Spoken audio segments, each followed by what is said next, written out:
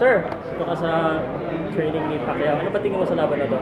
Kay Horn? Of course, exciting. Kalaban, Jeff Horn, undefeated fighter. Hungry, alam mo yun, mahirap labanan yun. Malaking factor yun. Of course, hindi natin makompare kay Senator Manny Pacquiao kasi iba yan, legend yun eh. Baga proven talaga. So, ba't hindi kayo nang exciting fight si Horn? Mga early round siguro. Pero after mga 3 or 4 rounds na, tapos na. Good night boxing. So yun ang prediction mo. Ay, siguro mga 5-6 yun. Hindi ba maging dito, yung edad ni Manny, parang 38 na siya, may lakas pa kaya siya? Kaya niya pa patubayin? Sa kanya na hindi nagpapatuba ng fighter. Si Manny kasi parang wine eh, habang tumatagal, sumasarap eh. Pero talaga magaling, magaling pa rin talaga. So, hindi nagbabago. So Pacquiao pa rin tayo. Of course, of course, of course. Alright, thank you sir.